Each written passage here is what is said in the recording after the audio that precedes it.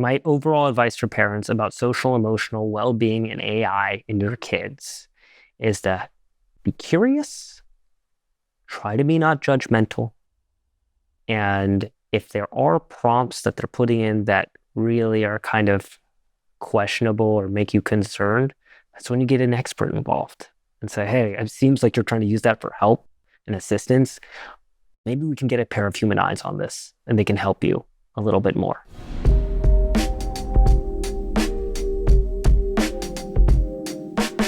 Aliza, I think a lot about how kids can stay healthy and safe when using these new tools. And I'll get to what we're thinking and talking about at AI EDU, but this is really your area. Like, what are you hearing in your practice? Are you seeing similar questions that you received, around things like smartphones and social media? Like, what are parents talking to you about? Yeah. I mean, every worry you can think about and the worries that existed with smartphones and social media, I think are tenfolds with AI. But similar concerns. I don't want my kids on their phones at dinner. I don't want to miss real life connections. Figuring out whether they have strong social relationships so they can handle this. Does it boost them? Does it actually undermine their learning? Does it undermine their connections? Yeah. And, we tell folks all the time that in a lot of ways, the old lessons apply, that we've already learned from other technology, whether it's being smart and safe about what you share and, what personal information you put out onto the internet. And also like thinking about how much time you're actually spending on, with technology, and also like how you feel when you don't have it. And so that's what we're talking about today, how to stay safe and healthy when using AI tools for learning and exploration. On this episode of Raising Kids in the Age of AI, a podcast from AI EDU Studios, created in collaboration with Google. I'm Alex Catron, founder and CEO of AI EDU, a nonprofit helping students thrive in a world where AI is everywhere. And I'm Dr. Aliza Pressman, developmental psychologist and host of the podcast, Raising Good Humans. On this episode, we're focusing on best practices for using AI tools for school, for hobbies, in career prep, all the things we've been talking about so far, in good health and as safely as possible. This is really so important, so I'm excited to have some tips to share with parents, families, and educators today. Exactly. And that's why I'm so excited to talk to our guests for this episode. It's two colleagues, child psychiatrists, Dr. Jeremy Chapman and Dr. Ashvin Sood. I am Jeremy Chapman. I'm a child and adolescent psychiatrist, medical director at SSM Health Treffert Center and Treffert Studios in Wisconsin. Hi, everyone. My name is Dr. Ashvin Sood. I'm one of the board-certified child and adolescent psychiatrists that work closely with Dr. Jeremy Chapman at the SSM Health Treffert Studios. I focus on digital media and the intersectionality of mental health and all digital media that hits our kids today. Jeremy started a program called Psych Child while in residency because he started noticing his patients and their parents were using tech, but they seemed unaware of the potential mental health risks that come with tech use. Currently, aside from seeing patients, he also makes videos for social media, sharing with parents and caregivers how to make their kids' digital lives part of the conversation about health and wellness. He and Ashvin connected over shared interest in the intersection of psychiatry and technology and education, and they've been working together ever since. They're going to share what they're seeing in their practices, how they recommend parents embrace the world their kids are living in, and learn how to make conversation about their digital lives. Jeremy started out by pointing some of the ways that AI is like other big movements we've seen in technology, like ultra-popular video game worlds and social media. What is now known as AI is making its way into our offices. It's already in our patients' lives, but it's not the type of thing that's even on the radar of the parents or the kids unless you were to directly ask about it. And that's how I think social media was at some point. Parents can see very evidently how it affects their kids' lives. They're on it from 6 p.m. till midnight. It can't stop them from being on it. Like they can't avoid it. And I think that's starting to happen with things like chatbots and AI interactions with kids, but it's not even the thing where anyone's thinking about it. And Ash and myself and some of our colleagues have published kind of some guidelines for how clinicians can ask children about screen time activities. Here's the standard things you should ask. You should know to ask what Fortnite is. And depending on what they say, you should know to ask them if they play on Battle Royale mode, if they play duos, what their skins are. These are meaningful bits of conversation that are relevant to our ability to do our job and extract meaningful information from the kids who we talk to. And it's the same with AI now, that we're going to have a shared a basic working understanding of the different elements of this as clinicians so that we can A, get meaningful answers out of the kids who we talk to, B, connect with them, develop rapport with them, show them that we know some of what they do, and then additionally just better understand, like, intuitively, what kinds of questions to ask about it. That goes for the clinicians and for parents and teachers as well. When you think about teenagers and adolescents, the first thing you have to think about is developmental stages. Teens or adolescents are usually in the developmental stage, which is identity versus role confusion. How do you belong to a group? And if you don't belong to a group, are you a loner? And they want to connect with each other. Teenagers are using AI as a source of connection. We as adults might use it for information or research, right? But outside of like homework, that's what we kind of think of teens using it as. It actually is being used as chatbots and supportive tools and validation. 70% of teens have used a chatbot in the United States. And 50% of that population, so 20 million teens, use it regularly. And what are they using it for? To connect. The issue is with using a chatbot as your main social connection is that it gets rid of the challenge that helps you grow. So what they're going to most likely get is a chatbot that supports and validates them, but doesn't challenge them, doesn't establish boundaries, doesn't establish that it has other chatbots that it has to talk to, and it can't talk to you all the time. And if we say it's all good and this is how relationships should be, kids will then avoid difficult relationships or avoid relationships where there might be a conflict that might occur. And that is what relationships are. Relationships and friendships change, right? We are talking about some of the difficult stuff, the growing pains of being an adolescent. I want them to recognize what are red flags in a relationship and what are green flags. That's the point of having these types of dynamic relationships in real life, is to have the pushes and pulls and be able to abandon things that are really bad, right? And to also hold on to things that you're like, I want that, right? That's a good thing to have. Those are the intangibles that we're not at yet with chatbots. I want to really emphasize what they were talking about when it comes to the challenges of social relationships and how you figure out kind of how to be in this world with other people when you experience and have exposure to those challenges, the small bumps in the road, so that when a big bump happens, it's not end of days. And those are really important times for skill development. So that, to me, if we could spotlight that part of this conversation, I think it could really help parents understand like why this is a problem. Because even if you could think about, having a chatbot as a friend, you've still lived your whole life understanding what relationships feel like before you got there. And so imagining that at the time of individuation, that teenagers are learning relationships this way, it could be a real problem.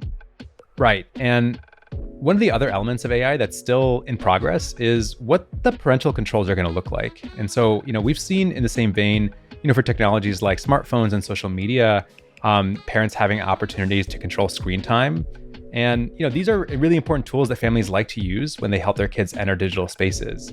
But while AI companies are evolving to meet parents and kids where they are, kids are always going to be testing the boundaries of AI. And that includes seeing how far they can push the AI using clever prompts. And, we don't always know exactly what kind of information they're going to get in return. And that experimenting with the boundaries of LLMs is part of the reason why parent involvement and moderation is even more important. It's kind of a wild west there with AI and chatbots still. And so it's not like you just have to outsmart one kid. You have to outsmart every single kid, which is impossible. And that gets back to why we tell parents all the time, stop acting like you can push away and eradicate technology that you don't like. It's not going to work. It is here. Accept that fact. Now, how can we make it a healthy experience? How can we train kids to be wise about it and make good decisions around it? And frankly, the most direct way to do that is to let them use it and to have conversations with them about it instead of pretending like you can create a world in which it doesn't exist. Jeremy, he clearly is very passionate about this, but ultimately he's articulating this idea of AI readiness, which is doesn't really matter whether you're excited or afraid of AI, you still need to talk to your kids about it. We're writing this paper right now on how to talk to teens about their chatbot experience. And the basic thing is number one, parents need to be curious, non-judgmental. Don't eye roll, right? Empathize. Hey, and if they aren't opening up with you, be like, I'm really curious. What are your friends using their chatbots for? Make it relational, right? And then you can have an open and honest conversation about how do you keep them safe, right? So prompt generation is probably the best place to step. Like, what do you ask your chatbot? Is your chatbot supportive? Is it validating? Is it nice to talk to? You need to kind of then take a step into the uncomfortable with the kid. Sometimes people use it for kind of stuff that is kind of hard to talk about. That could be like getting out of a risky situation. Has a chatbot offered you any advice on that type of stuff, or your friends? Just curious at how it's helping you there, or is it hurting? How does it make you feel when you talk to it? It comes down to the trust that your child has for you and the respect that they have for you and their communication with you. I'd say, look, you are going to use chatbots to ask for social advice. I know you are. I assume you are. And people around you will be too. Let me just remind you that the chatbot does not actually know you or the context of your life or your day-to-day relationships. It's also not a real person. It does not have feelings or personal experiences. So basically all I'm doing is I can at least educate my kid. As with anything, kids can end up becoming dependent on chatbots, and that's where we're going to start to see the negative effects from overuse. Ashvin shares some signs to look out for and how to identify when over-reliance has become a problem. When we think about kind of dependency and emotional dependency on AI, you want to think about functionality, right? So everyone uses it, right? But are you scrolling for an hour a day or 13 hours a day, right? So with kids, and what parents need to be aware of is, and this is what we guide them in clinic all about, is it getting in the way of grades? Are your A/B students turning into C/D students? Second, does the kid get super aggressive when you pull it away? Right? Like punch a hole in the wall, get frustrated, yell expletives. We see all of it, right? If that thing has been taken away. Third, are they no longer doing extracurriculars, right? Sports, robotics, like it doesn't matter. If they've just stopped that and they're using their phone all the time. Is their screen time going up so much that it's getting in the way of sleep, right? We see teens and they typically are going to push their sleep later back and wake up later. This is a normal developmental stage. Issue is with tech, it's almost a catalyst to push your sleep even further back, right? So all of this talks about functionality. So my big thing about all of these chatbots and everything is like, great tool, but moderation is key, absolute key.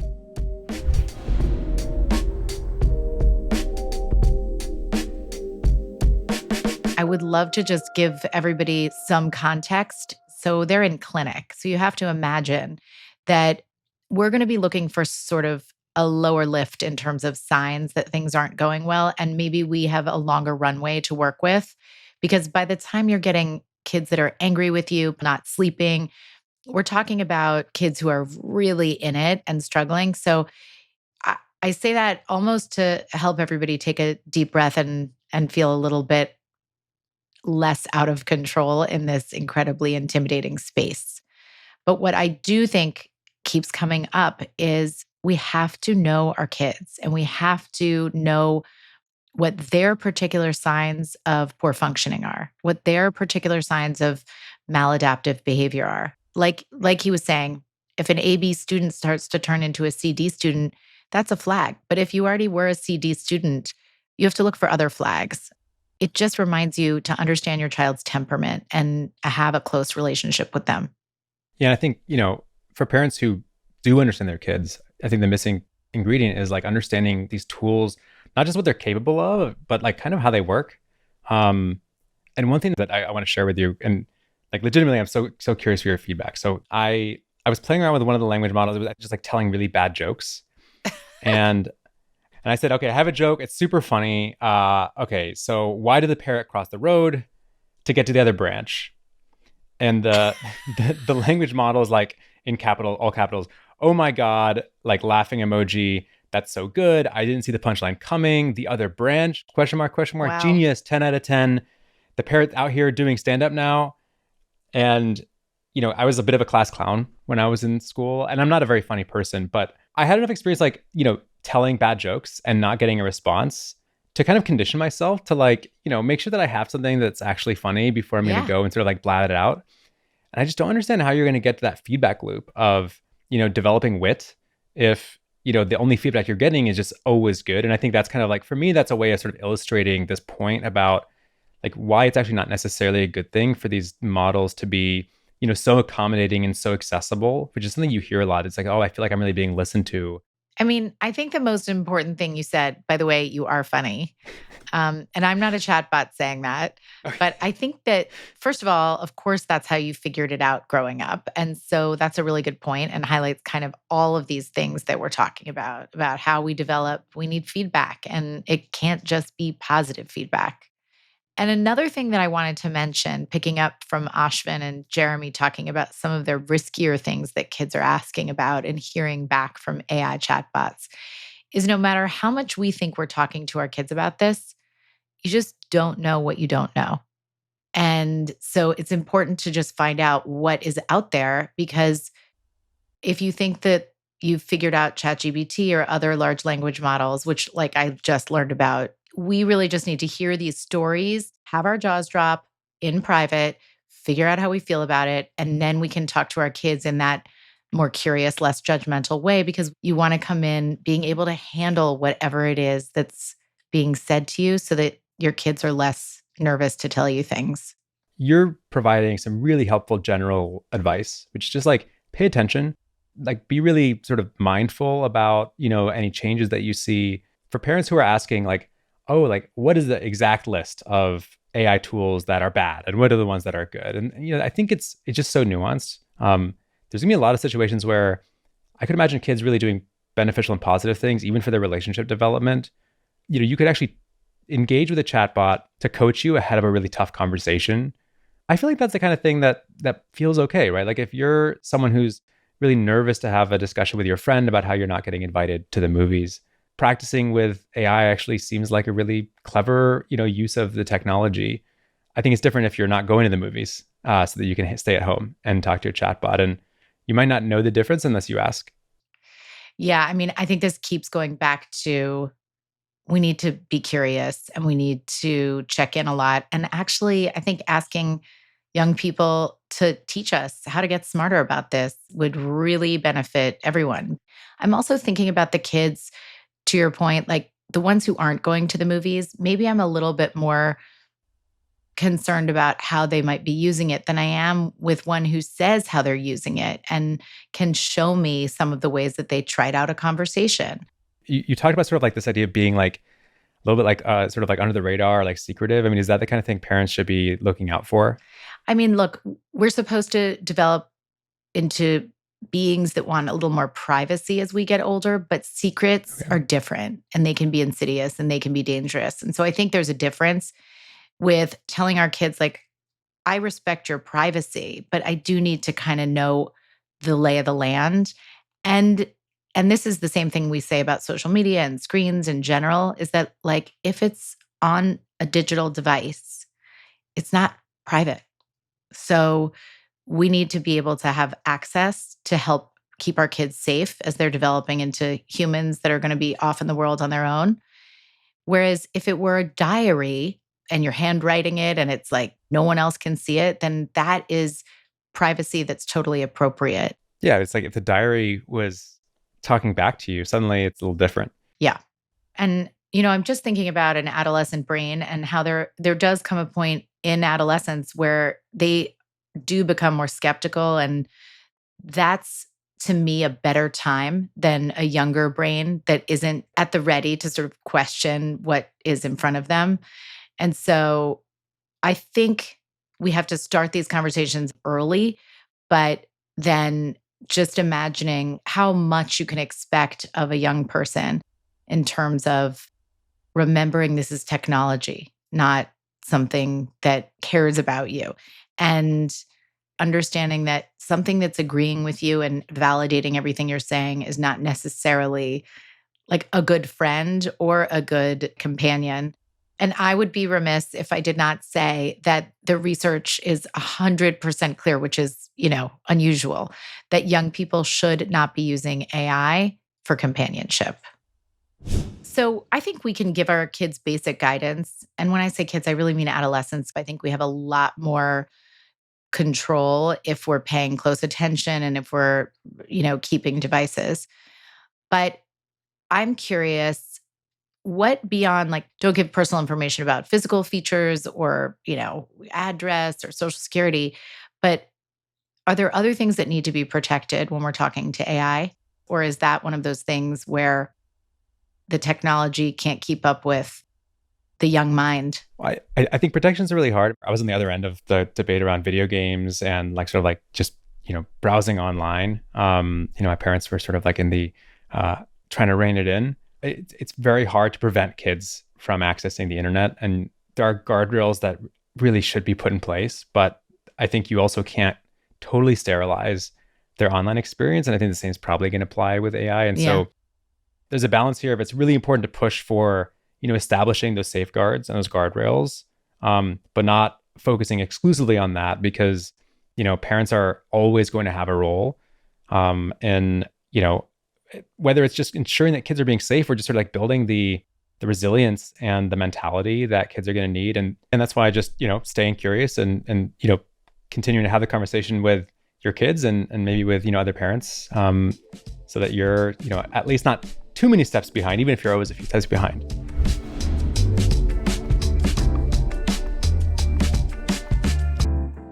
Thank you so much to everybody listening. Join us next week for the final episode of this season. We're going to hear from real teenagers, and they're going to let us in on their stories of how they really use AI. And there's some pretty surprising stories in there, but overall, I think the kids might just be all right. So I inserted the text message to the AI and I asked it if it sounds passive aggressive or how I can fix my tone to make it seem more like I wanted to resolve the conflict instead of fueling it further. Tune in next week to hear how the kids are really using AI right now. Find out where AI will take us and future generations next on Raising Kids in the Age of AI. Until then, don't forget to follow the podcast on Spotify, Apple Podcasts, YouTube, or wherever you listen so you don't miss an episode. And we want to hear from you. Take a minute to leave us a rating and review on your podcast player of choice. Your feedback is important to us. Raising Kids in the Age of AI is a podcast from AI EDU Studios in collaboration with Google. It's produced by Kaleidoscope. For Kaleidoscope, the executive producers are Kate Osborne and Lizzie Jacobs. Our lead producer is Molly Sosha, with production assistance from Irene Bantigay, with additional production from Louisa Tucker. Our video editor is Ilya Magazanin, and our theme song and music were composed by Kyle Murdoch, who also mixed the episode for us.